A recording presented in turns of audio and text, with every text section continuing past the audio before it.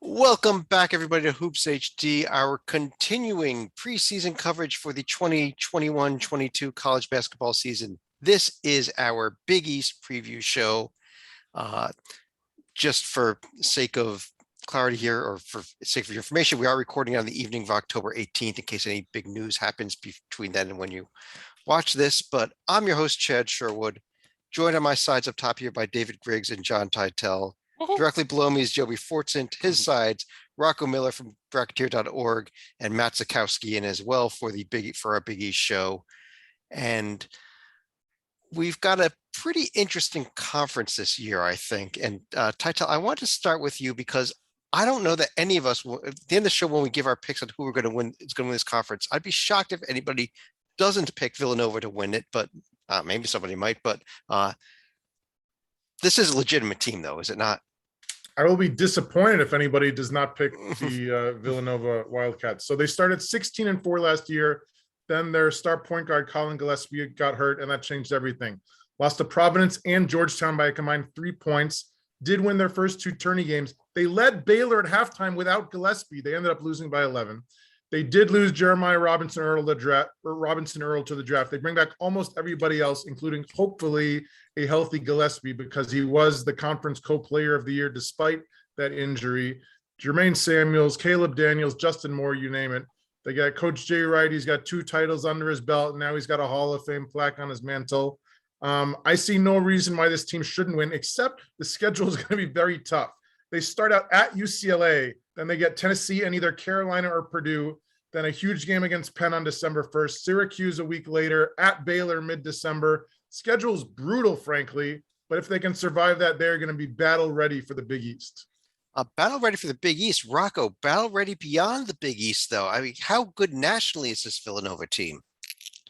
Yeah, that's a really good question. I'm trying to figure that out because there are some question marks. Like, we don't know for sure that Colin Gillespie is fully recovered. We won't know until he's playing full speed. Obviously, if he's there, it's a huge element and piece. But the other thing about this Villanova team that I'm questioning is, with those other great Villanova championship teams, or even number 1, number 2 seeds, top 10 level, they had guaranteed NBA level talent. Really, I look at the team. I don't know for sure that any of these guys are for sure NBA players. Brian Antoine's the one that was hyped and recruited, but he hasn't lived up to expectations. He needs to take a big jump forward. Again, is he suffering from an injury as well? He's supposed to be, yeah. Okay. So we'll see, though. We don't know if he's 100% either, much like Gillespie. And I think that's my big question. We are talking about splitting hairs. We're talking about the elite of the elite in college basketball, or are they just really, really good and the best team in the Big East, which I think they are. They're somewhere in there, and that's where I'm trying to put them. They could be as high as 2nd or 3rd, or maybe down closer to 10th. All right. Beyond Villanova, Joby, it's tough in this conference when you look below them, because I think there's a big drop off after at least on paper after Nova. Maybe we start with Uconn next, though. I agree. Uconn is a tournament team. I don't think there's much debate. We get to some of the other teams in the Big East, it's a question, but I don't think there's a question for Uconn. Uconn proved last year that they were quote unquote back. Hurley's done a very good job. I mean, by back, they're not at Calhoun National Championship standards yet, but who knows? Hurley is building something. The key for Uconn will be, can they finally avoid the injury bug? I mean, just when it looked like that they were getting it together last year after the prior book night injuries and Aycock, having trouble coming back from his injuries. Then all of a sudden, RJ Cole, who was probably the second best player on the team to book night, goes down. And it's like, oh my gosh. I mean, you're just pulling your hair out if you're a Uconn fan in that particular case. And that's obviously if they stay healthy, this is a nice, solid team that's going to play really good defense, fine scoring. They have RJ Cole back. I love Isaiah Whaley. I think he is a very underrated performer on the inside.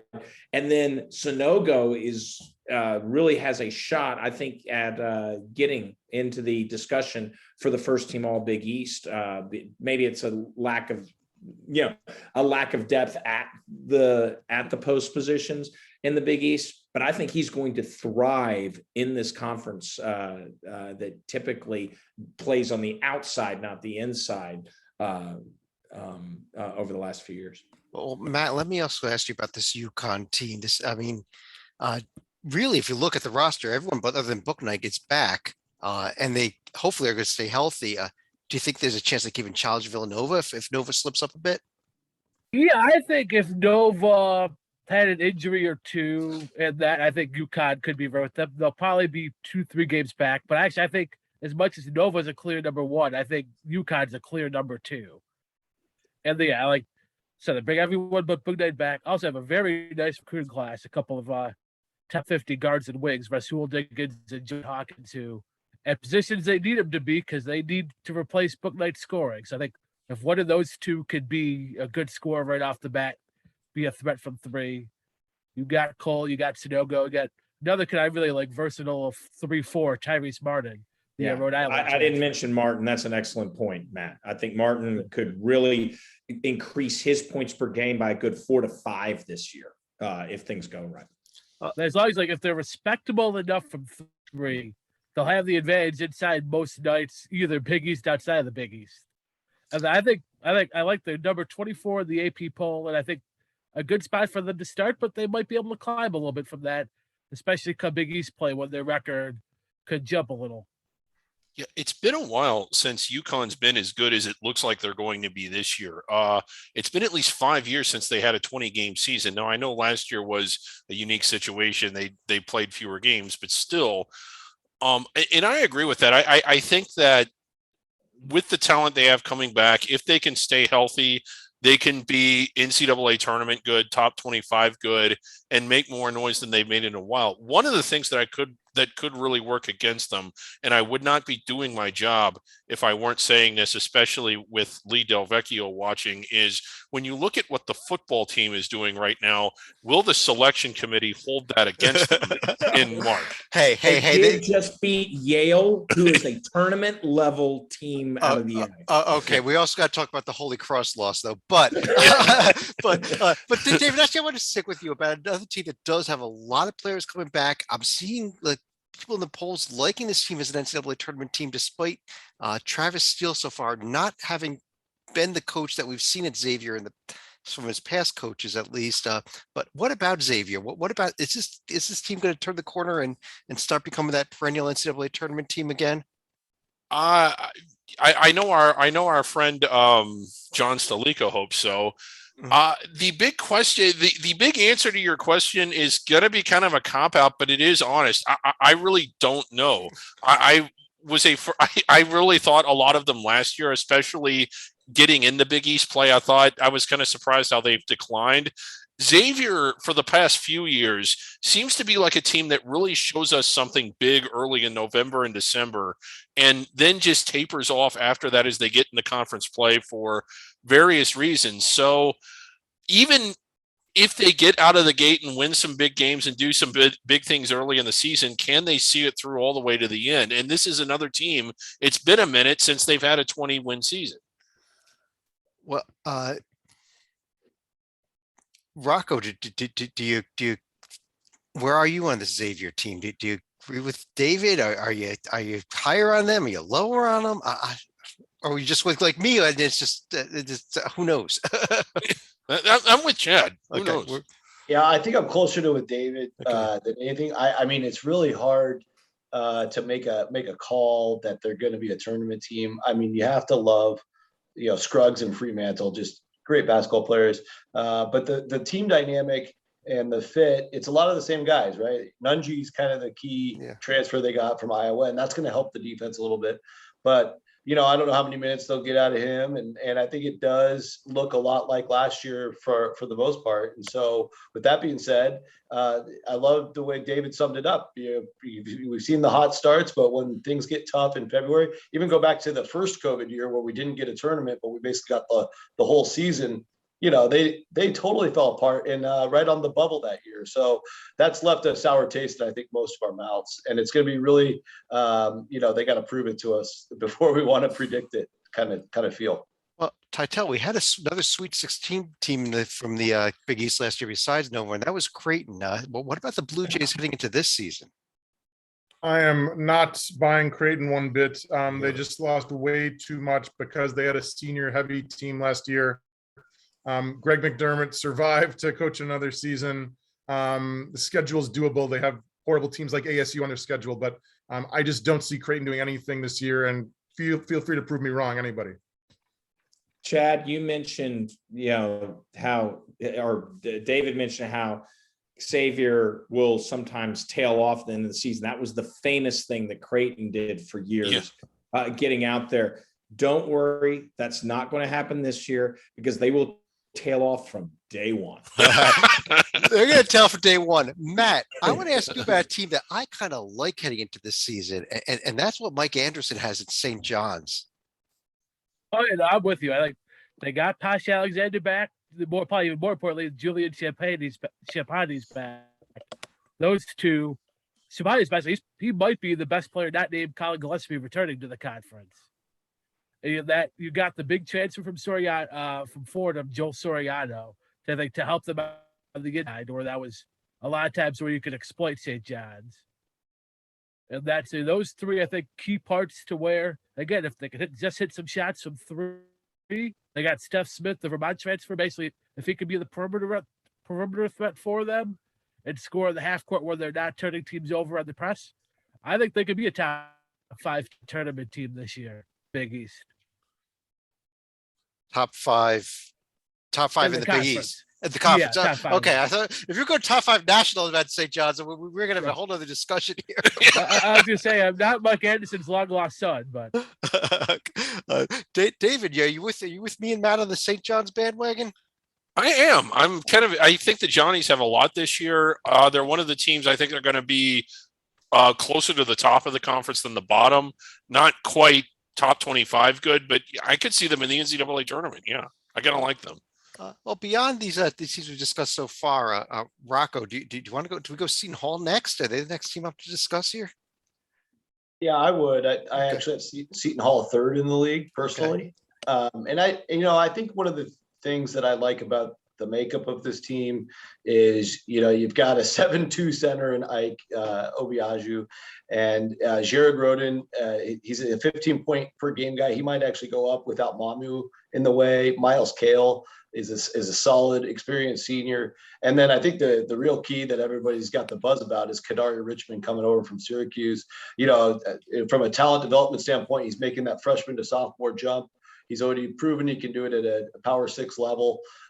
It's a really good fit, I think, as well for, the way Seton Hall likes to play. And you look at they're probably going to have an 8-man rotation that includes 6 seniors. 5 of those are COVID year seniors. So in general, it's an old team, probably a well-coached team. Kevin Willer's got a great reputation coaching wise.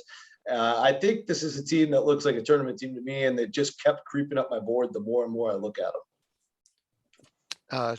Titel, I don't know that I've heard anybody before today pick Seton Hall as high as 3rd in the conference. Are you with Rocco though? I mean, I've hated Bryce Aikens since he was at Harvard and destroying Penn year after year. I do love teams with seniors, and if there's one thing this team has at seniors, the schedule looks pretty brutal. Michigan, Ohio State, either Cal or Florida, Texas, and then some team named Rutgers. So I don't know what they're going to do with that schedule. Yeah. Joey, how about Butler? How about them?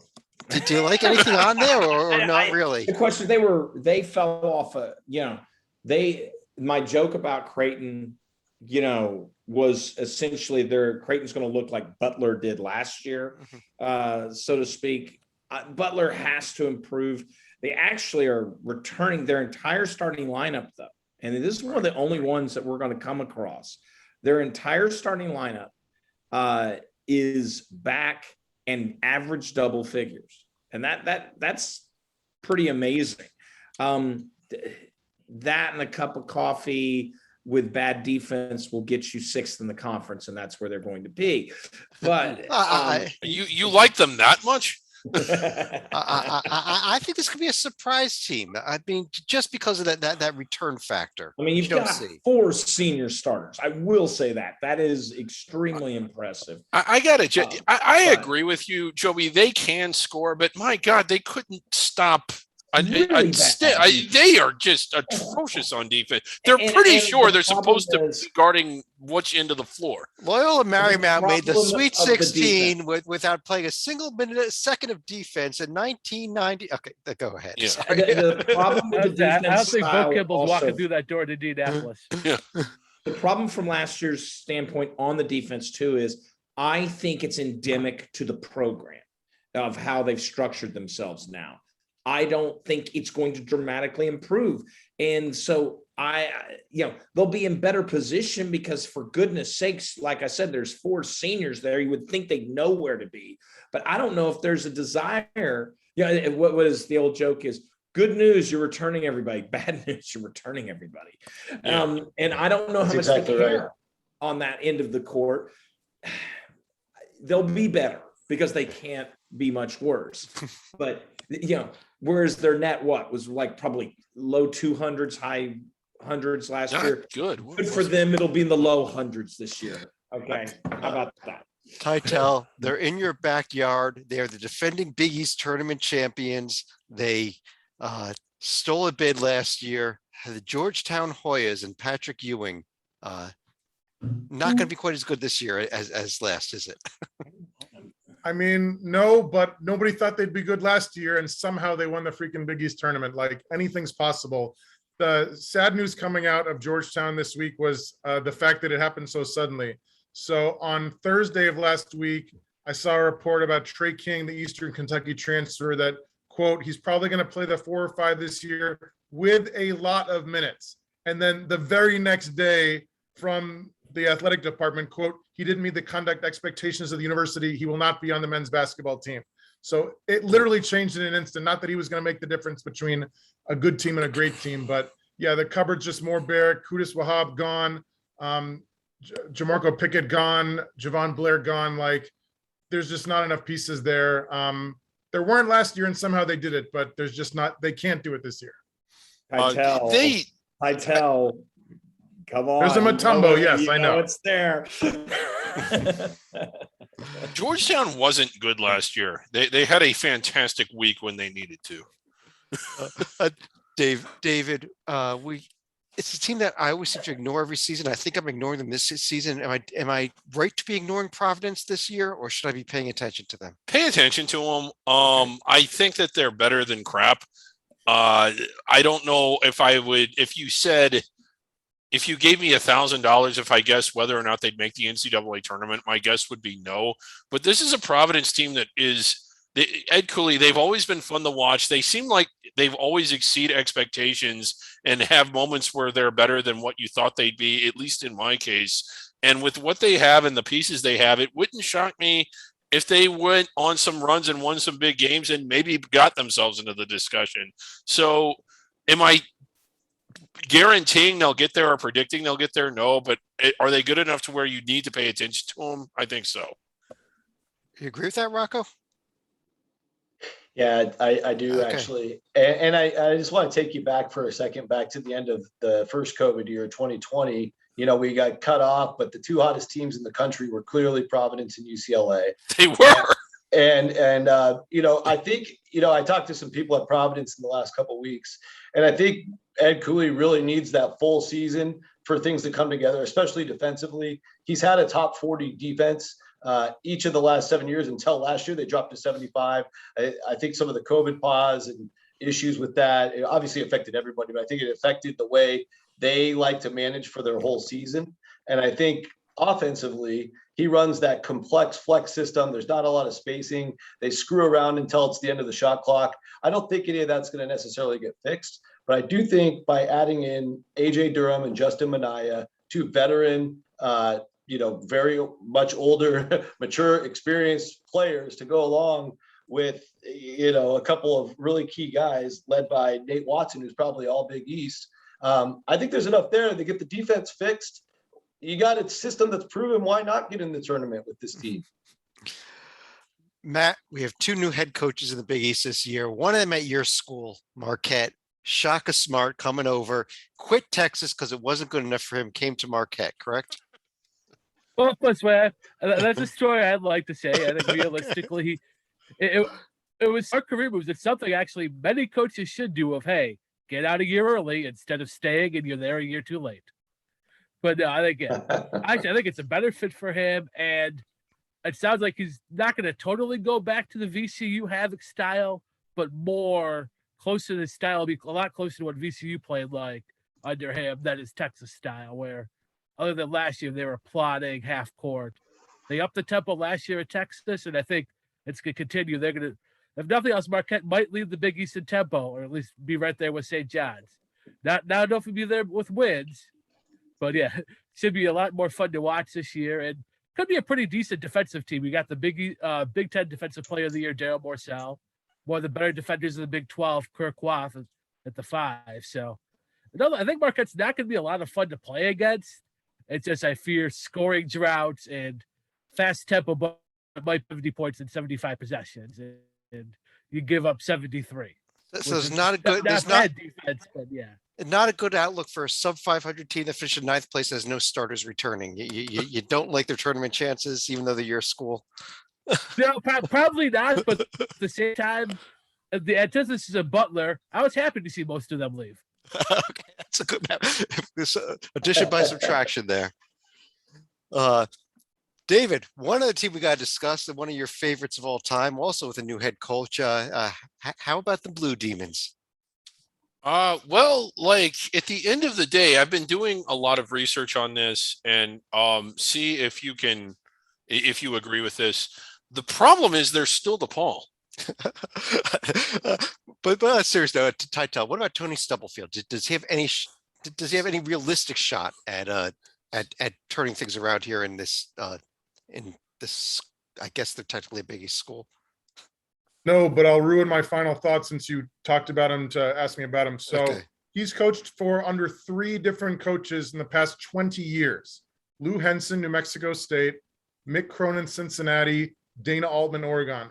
If you cannot learn how to be a good coach when learning from those 3, then you cannot learn how to be a good coach. So sadly, you still need talent, and he's lacking that. But I believe in him because of the training he's had for the last 2 straight decades. DePaul, and I say this every year on this show, it doesn't make any sense that they're not better. They're in a basketball rich part of the country in terms of high school basketball. It seems like they should be able to recruit Big East talent with a bicycle. Like you don't even need to go anywhere. They have a lot of centrally located alumni that are loyal to the institution, so a fan base wouldn't be a problem. Why can't DePaul put together a team that's regularly good enough to win the Missouri Valley? They can't. Oh, you can't. They're getting out recruited in their hometown by Loyola Chicago, UIC, Chicago State. They are. And, Yeah. Maybe not so bad, much. but- Maybe not Chicago State or UIC, but like. Valley teams seem to recruit Chicago better than DePaul does. Well, yeah, if I could jump in for a second, I'll tell you this. I think with Stubbs coming in, he's coming from Oregon, and without getting in the weeds too much, he's going to get players. I mean, he was the guy for Oregon, bringing in tons of 5 stars. It's a big reason why DePaul brought him in. Now, I think Tytel asked the $1 million question: is he a good coach? We have no idea, but you'd hope he would have learned under those guys. But I'll tell you what, within 3 years or less, you're going to see a lot of talent at DePaul. It's just going to be a matter of can they coach them up, or are they just going to remain at the bottom? Yeah. My question I want to run through each of you now. A couple of things I want to run through each of you. I want to ask each of you who your pick to win the Big East is. It should be Villanova. How many teams the Big East is going to get in the NCAA tournament? And also, any other final thoughts you may have on the Big East? Let's kind of hit all 3 of those topics at once. And Rocco, why don't I just start with you? You're on my screen. All right. Let's go with 5 bids. I think Villanova is clearly the favorite, so I'll pencil them in as the champ. I've got Uconn and Seton Hall clearly in their own tier for me. I do have St. John's in as well. I think they've got enough there, and I'm drinking enough of the Kool-Aid, but I do look at it from the other lens and can see it not working out. So it's not as big of a confident level there. And then a squirrely, I should change my answer. It's actually not 5, it's 4.5, and it's tentative. I do have Providence penciled in as a play-in team, just based on Ed Cooley's track record and the makeup of that team. Like I said, I think my bigger surprises is that I have Xavier and the Butler team. I guess everybody's on the same page with, but some people do have them in. So I have Xavier and Butler just missed out. Okay. Any other thoughts on the Big East? Yeah, in general, I think much like the ACC outside of Villanova, there's a lot of mush in the middle. I count out DePaul and Georgetown as just zero real chance to contend for a bid. But I do think even all the way down to Marquette, you got some upside there that if things break right and things come together, even to Creighton, yeah, very much rebuilding, but they have a proven coach. They have they probably have the best home court advantage in the league. Look how far everybody has to travel to play them. They're going to get some good wins. And hey, if they figure things out a little bit faster than everybody expects, they could be in the mix for a bid. So I think 2 through 9, all those teams, could slot into those 3, 4, 5 spots, give or take. I do think UConn's kind of the for sure number 2 at this point, but a lot can change quickly with all these seniors. Matt, how about you? Yes, actually, same number. I got 5. Villanova winning 5 bids. You got Nova, Uconn, Seton Hall, St. John's, and Xavier. I think I'm not a huge Travis Steele fan, but man, like getting Paul Scruggs back for the COVID year, and Fremantle, and I think Dwan Odom's gonna take a big step up in year 2. Especially if we can develop an outside champion. Yeah, 5 bids. Providence reasonably close. I like what they've done, but I mean, put it away. If AJ Reeves becomes the kid they thought they recruited when he's a top 50 guy, then yeah, that's a 6 maybe. But I'll say they just missed for the NIT. And I think it's a good league this year. I think somewhere 4-6 range nationally. Nova, the only team probably realistically that could win a title. You could maybe with the right break get to the Final Four, but probably more second round Sweet 16 realistically. But I think, yeah, talking about it sounds this year, but man, I think it's a good time to bring in a new coach. And that I think there is a void after Nova and UConn to where someone like Shaka gets to go to Marquette of that. It wouldn't be that long. I could see him having Marquette up in the top 3 or 4. And then hopefully down the road challenging through the top, but first step is get to the top 3 or 4, which I think is realistic in a couple of years. All right. Joby, what about you? I actually like Matt's comment on AJ Reeves being a wild card on if he steps up to that level of what he was recruited. I agree. All of a sudden Providence adds to the list. Unfortunately, my list is 3. And Ooh. The fact is, where are the bids because I think the SEC is going to have a lot. I think the Big Ten is going to have a lot. As you heard on the other podcast, I think the ACC will have a lot, even if they're not up to power. And I look at it, let's take the ACC. Do you like a Virginia Tech more than you like, one of these middling teams like a Providence? Yeah, I like Virginia Tech a lot more, in that particular case. And so I think the Big East is going to stub its toe out of conference a lot, but Villanova's a 1 seed. That's why they're my pick. To win it all, Villanova could go undefeated this year if everybody stays healthy this time around, undefeated in the Big East. And if they're not too beat up. The one comment I'll say is kind of spins off that. I think the Big East, at least this year, I don't know if it's long-term, but at least this year is starting to feel the impact that they had of not being a Power 5 football conference. And let me explain. They don't have some of the same side dollars that come in from football for recruiting purposes, for facility purposes, and especially given the COVID year, I feel like having that infrastructure, that base infrastructure that an SEC school can provide helped a lot.